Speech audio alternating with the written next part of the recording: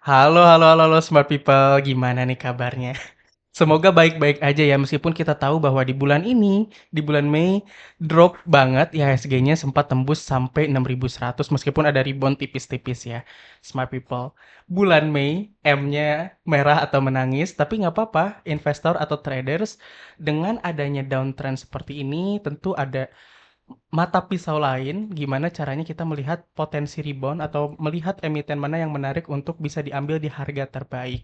Nah, hari ini kita bakal ngobrolin mengenai potensi IHSG ke depan dan beberapa emiten yang menarik dari segi technical analyst bersama technical analyst dari RHB Sekuritas Indonesia. Ada Mas Ilham tercinta kita nih. Halo Mas Ilham, apa kabar? Halo Mas Faisal dan juga semua people, apa kabarnya? Yang kita tahu beberapa pekan terakhir memang nih pasar sedang bergejolak. Nah, nanti kita akan bahas langsung bersama bagaimana potensi pergerakan IHSG dan juga kita akan ngobrol juga sama Mas Faisal. Siap, siap, siap, Mas Ilham. Ini aku juga sambil buka-buka news juga nih di Mhm. laptop nih. Jadi buat smart people, oh mungkin aku mau infoin juga nanti kalau misalnya ada emiten yang mau dibahas, bisa langsung kepoin IG kita. Biasanya kita tanya-tanya nih di IG story Mas Mhm. Ilham. Jadi smart people yang mau ngobrol atau apapun itu bisa join juga di Instagram kita ya. Mungkin aku mulai dari karena tadi bridgingnya technical analysis, Siap. kita mulai dari technical analysis kali ya. Nah, dari kondisi market yang sekarang Mas Ilham, kita melihat bahwa sempat downtrend bahkan 8 hari berturut-turut meskipun ada rebound tipis-tipis ya, agak Ya. malu-malu ya reboundnya. Nah, kita kadang bingung nih menentukan ini tuh market menunjukkan tanda-tanda rebound atau Mhm. justru masih ada potensi tekanan lanjutan. Nah, kalau kita Oke. lihat ke market saat ini gimana Mas Ilham? Oke, kita akan bahas secara teknikalnya terlebih dahulu ya. Boleh. Memang kalau untuk, dilihat ya, Mhm. sebentar Smart People, saya akan panggil dulu. Mas, tolong chartnya dimunculkan. Oke, Nah, kalau misalnya kita lihat dari awal tahun, sekitar Januari ya, mhm, hingga saat ini memang market sedang mengalami penurunan ya, yap. kurang lebih jangka menengah ke panjangnya masih ada potensi bearish. Apakah dalam jangka pendek ini sudah bottom-nya? Jawaban saya, ya, tapi untuk jangka pendek. Kenapa ya? Karena saat ini untuk level support dari IHSG itu rentangnya berada di area 6.000 hingga 6.090 yang mana itu merupakan area primary supportnya dalam jangka pendek. Dan resistennya so far yang terdekat berada di 6.223. Saya juga sempat mention di Morning Stock Pick, saya mention bahwa resisten terdekat itu di area 6.223. Adapun misalnya ini merupakan rebound lanjutan atau IHSG positif kembali, ya ada beberapa hal yang nanti akan kita breakdown. Tapi so far ini sudah ada potensi bottomnya, itu jangka pendek. Cuman Oke. kalau misalnya jangka panjang, Mas Faisal, kita akan breakdown lagi nih. Kita akan seperti lagu ya, zoom in, zoom out, zoom in, zoom out. Ini kita akan ke monthly-nya. Nah, kalau ditarik nih secara trendline-nya, sebenarnya IHSG saat ini belum bottom banget. Kalau misalnya dibilang bottom sih Mhm. area 3.900 atau 4.000 dan juga sampai 1.000 ya, tapi hopefully tidak sampai ke sana. Jangan dong. Nah, iya. Dan saat ini kalau jangka pendek memang ada potensi di bottomnya dan Mhm. juga ini di area trend line-nya itu kenapa saya bilang atau saya mention ini berada di area bottom dalam jangka pendek. Tapi jangan sampai IHSG breakdown di bawah 6.000 Hmm. yang mana 6.000 itu merupakan area psikologis supportnya ya Mas Faisal. Baik, Mas Ilham. Tapi kalau tadi ya balik lagi ke pertanyaannya, gimana sih bedakan ini potensi rebound atau Mm-mm. justru ada tekanan bearish berkelanjutan gitu, Mas Ilham? Oke, jadi gini. Ini berhubungan banget sama area support dan resisten. Baik. Kalau benar-benar ini balik kembali atau rebound ya. Jadi, ini kan ada supportnya itu berada di area 6.090 hingga 6.000. Saya coba gambarkan terlebih dahulu ya. Boleh. Kalau ini rebound sehat ya. Mhm. Ini turun, terus ini memantul. Ini area resistennya lewat 6.223, kemudian potensi ke 6.367. Ada potensi koreksi lagi di sini, di retrace Kemudian habis dari area support di 6.223, dia akan membentuk higher high-nya lagi ya, breakout dari Mhm, 6.367, potensial next resistennya di 6.585, mhm. kemudian koreksi kembali dan tertahan di area 6.367. Nah, naik lagi. Nah, itu baru bisa dibilang rebound yang cukup sehat.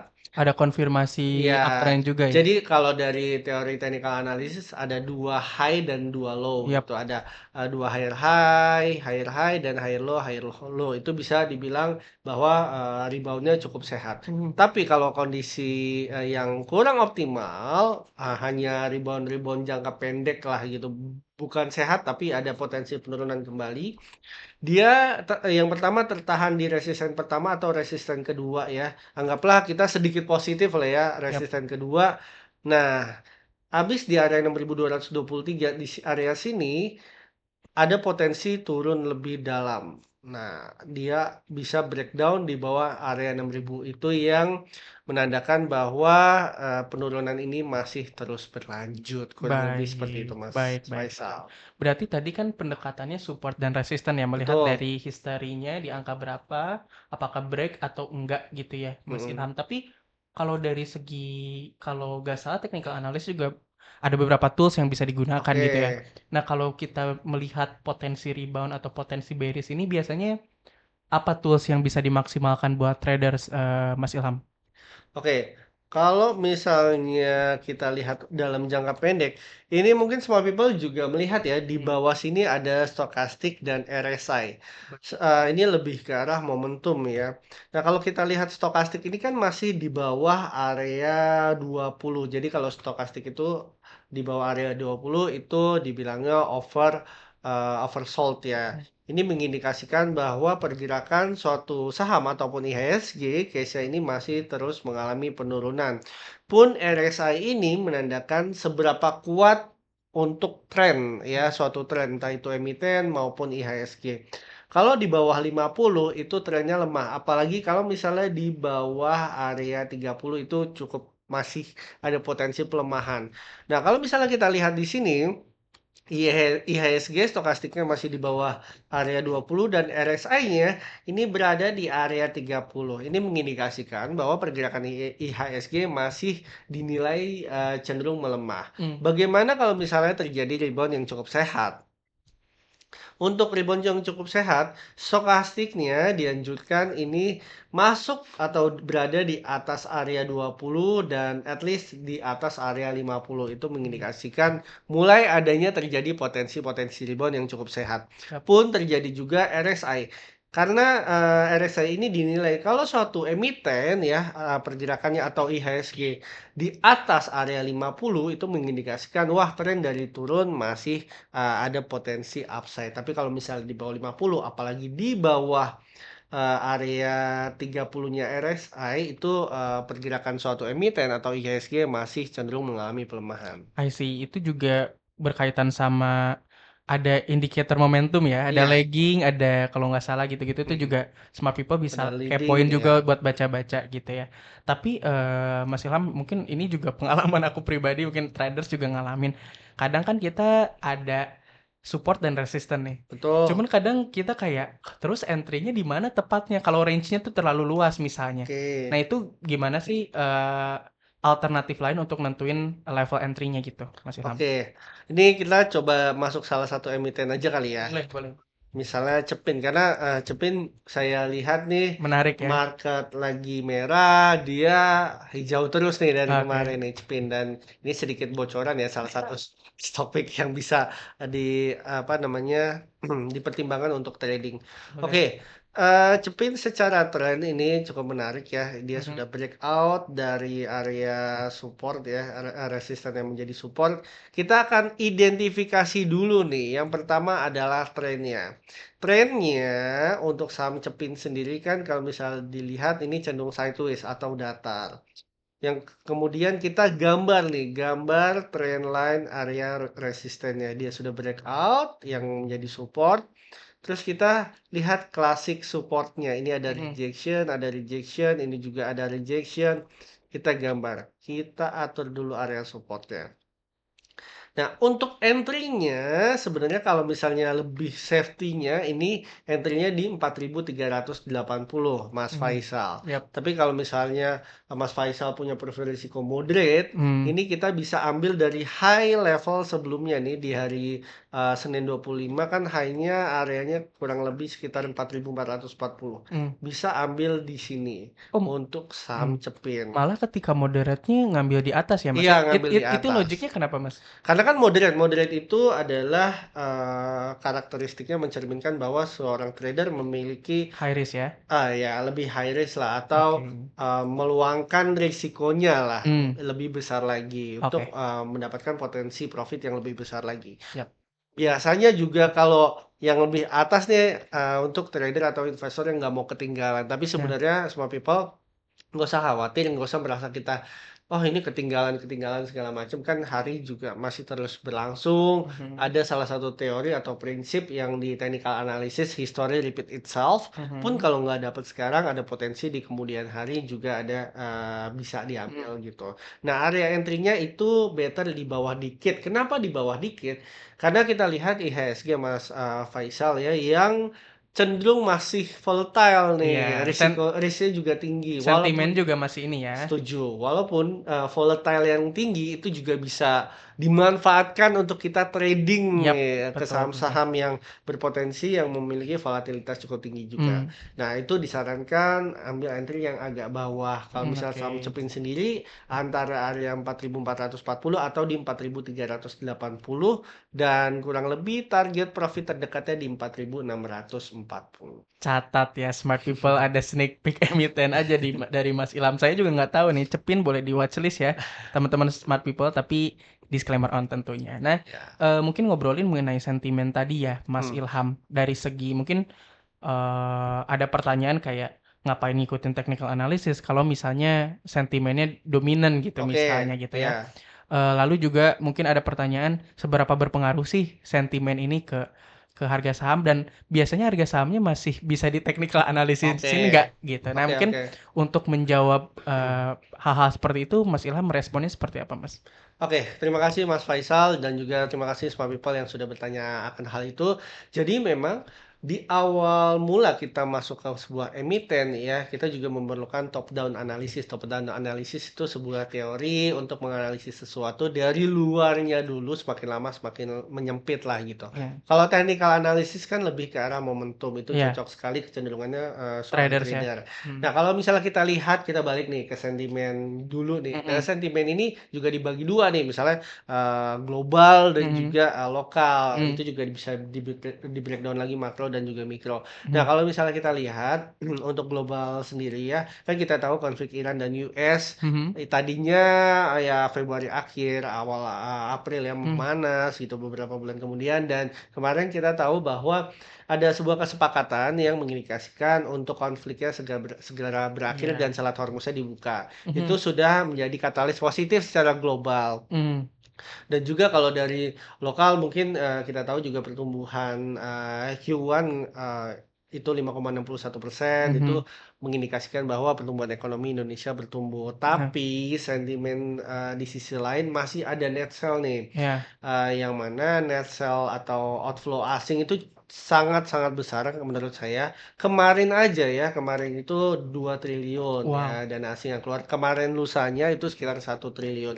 Kalau misalnya saya, izin ya, untuk breakdown sedikit, 5 hari terakhir itu net sell asing sekitar 3,49 triliun, mhm, kemudian sebulan terakhir 19,47 triliun, dan mmm, 3 bulan sorry, year to date itu 54,58 triliun. mmm, Itu secara sentimennya. yap, Nah, bagaimana caranya kita mengindikasikan bahwa, oh ini, time to buy for mid or long term, mhm, itu kalau saya pribadi ya, ini kan masing-masing analis beda nih, analis teknikal, fundamental, maupun bagi smart people yang, belajar mengenai smart money dan sebagainya mmm, macam, Broksam dan sebagainya macamnya.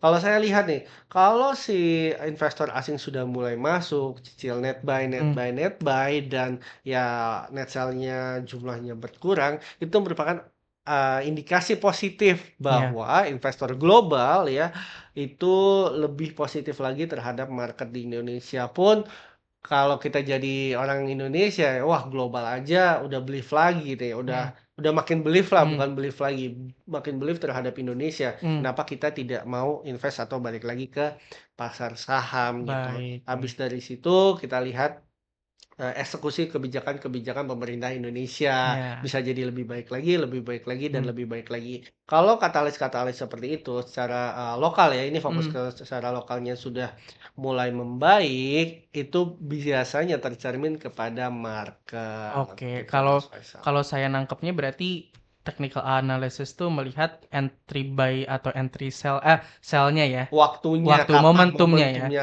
Tapi kapan. kalau kita melihat dari segi sebelum kita masuk itu atau memilih saham, Mhm, ada juga analisis lain ya kayak top down analysis atau mungkin broker summary analysis iya, atau foreign flow-nya seperti mhm, apa, itu pendekatan seperti itu juga harus dipertimbangkan apalagi dengan sentimen yang kenceng ya akhir-akhir iya ini ya. iya, Nah, tadi Mas Ilham kalau misalnya si foreign itu 2 triliun tuh angka besar net mhm, sell-nya. Memang kalau boleh tahu biasanya berapa sih Mas per hari net sell itu kalau misalnya market lagi sideways nih kayak oke, kemarin-kemarin gitu. siap.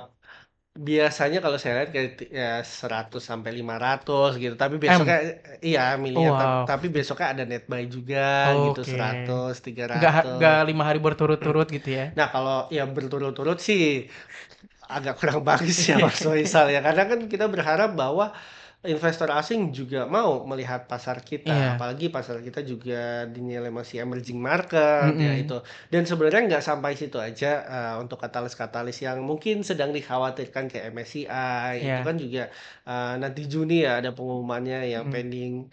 Kalau sekarang sih masih stay di emerging market dan hopefully stay terus di emerging market, dan ada perubahan-perubahan dari MSCI mungkin yang kemarin nggak bisa masuk atau belum bisa masuk emiten-emiten, masuk MSCI mhm, besok atau ya beberapa, waktu selanjutnya itu, untuk emiten-emiten Indonesia diperbolehkan. I Yang see. karena mereka juga sedang mengevaluasi transparansi dari, emiten-emiten di Indonesia. Nah, hopefully kita juga bisa bekerja sama dan ya, mmm, bisa lebih baik lagi ya I mengenai see. transparansi. Iya iya, sentimen juga diperburuk karena ada beberapa pengumuman penting yang Mhm, ada di bulan Juni ya, mhm. Mas Ilham, dan ada beberapa pengumuman juga yang bikin investor, "Aduh, nanti deh masuknya," gitu, baik Iya asing maupun lokal kalau iya, kalau saya lihat gitu ya. Nah, mungkin move ke ke saham Indonesia, ke IHSG gitu ya. Kita mengenal ada saham first liner, second mhm, liner, ada mhm, big caps dan lain mhm, sebagainya. Nah, ada nggak sih Mas emiten-emiten yang bisa jadi katalis gitu mhm, ya? Oh, market nih udah membaik nih, kalau mhm, misalnya saham-saham ini membaik. Nah, mungkin pertanyaannya apakah ada sehingga smart people bisa ngecek ke mhm, watchlist-nya? mhm. Kedua, mungkin boleh di-breakdown kali ya sekarang tuh emiten-emiten itu performanya gimana sih dari segi technical Oke analysis? oke, biasanya ya Mhm, katalis utamanya kan perbankan. perbankan Iya, biasanya ya. perbankan kita lihat dulu perbankan seperti apa, kalau misalnya saham-saham perbankan sudah mulai membaik, Mhm, nah biasanya yang lain mengikuti. Tapi yang lain mengikuti bukan 100% mengikuti, iya. karena seringkali ketika saham perbankan turun, komoditasnya nih yang Nah ini, karena naik, kayak gitu. ekspornya ya. Iya, It kalau misalnya mmm, tahun 2025 kan lebih ke arah ya konglomerasi ya, iya, saham-saham konglomerasi. Tapi, sektor-sektor yang menarik yang perlu diperhatikan ya, mhm, lebih ke arah saham perbankannya dulu nih sebagai iyap katalis utamanya. Nanti iyap, kalau misalnya komoditas sih, once ada sebuah kebijakan yang menguntungkan bagian komoditas itu, rata-rata semuanya akan naik ya. naik.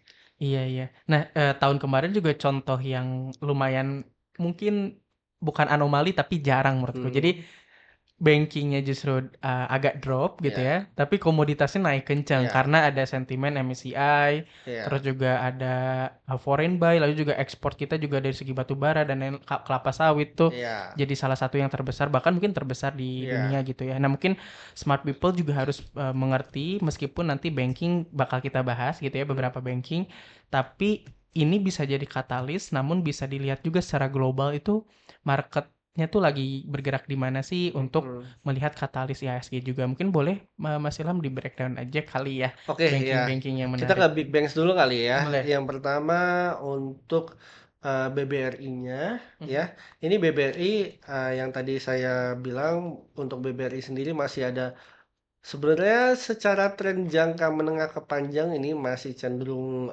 bearish ya untuk Bearish banget ya kayaknya ya, Mas. BBRI-nya. Iya. Nah, kemarin gap up nih, naik nih perbankan sebesar 3,93%. Hmm. Nah, hari ini mengalami koreksi lagi untuk BBRI sebesar 2,21%. Saya menilai ini market BBRI cenderung konsolidasi.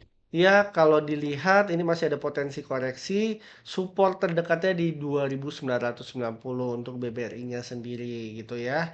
Next-nya kita ke BBCA. Nah, BBCA kalau secara indikator ini di bawah ada yang namanya moving average ya, moving Mhm. average 10, 20 maupun 60 ini untuk mengindikasikan rata-rata pergerakan harga dari sebuah emiten. Kalau misalnya MA60 itu mengindikasikan rata-rata 60 hari Iya. terakhir seperti Oke. apa.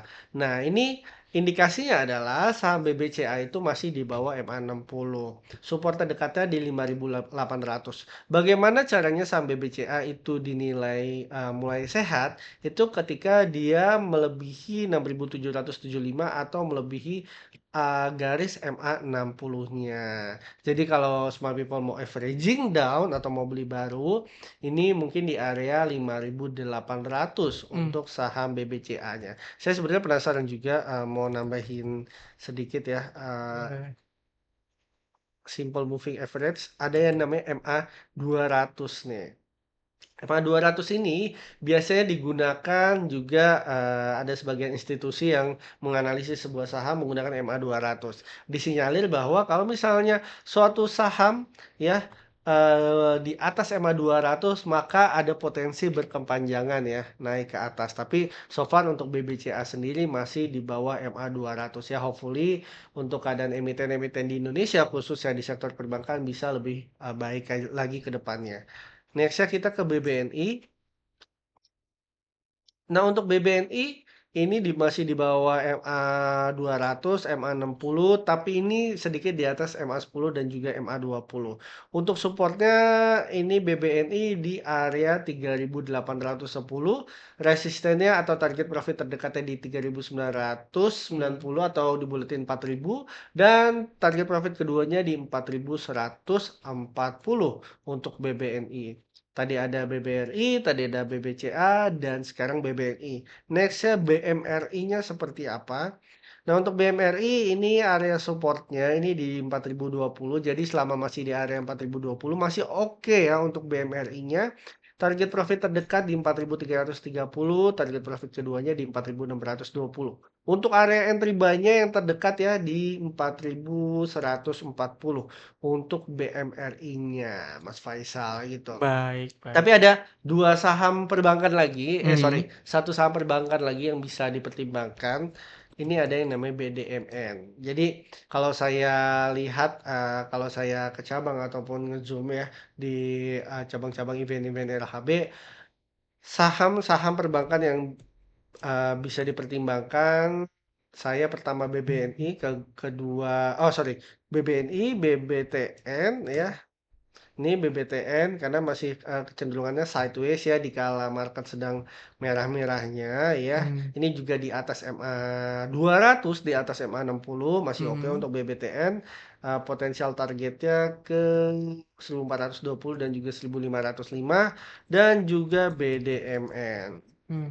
Nah, BDMN ini secara trend ini masih naik. Selama masih di atas 4.700, BDMN ini ada potensi ke area 5.000. Baik. Baik, thank you Mas Ilham atas penjelasannya. Mungkin terakhir aja kali ya sebagai penutup juga bisa dijelaskan kembali nggak IHSG eh, poin-poin pentingnya Mas Ilham kalau Hmm. misalnya terjadi downtrend dan tembus ke bawah, angka-angka apa aja yang perlu angka berapa aja yang perlu diperhatikan investor dan traders. Kalau naik, angka berapa juga yang perlu diperhatikan sama investor dan trader Mas Ilham? Oke, ini kalau potensial turun mungkin gini, disclaimer modal dulu karena banyak banget analis Siap. yang oh ini bakalan ke berapa ada Hmm. potensi turun. Ini ada yang kayak oh sadis banget segitu gitu kan. Hopefully not ya. Ya. Tapi ini buy technical aja. Yang pertama support yang diperhatikan adalah langsung aja ya Ya, psikologisnya area 6.000. 6.000. Kalau di bawah 6.000 ke 5.770. Kalau di bawah 5.770 potensialnya ke 5.370 atau 5.500 juga masih bisa ya, angka Hmm. psikologisnya ke 5.500 ya. Saya ulangi lagi di 6.000, 5.770, 5.500 dan 5.370. Nah, untuk resistennya yang terdekat masih sama di 6.223.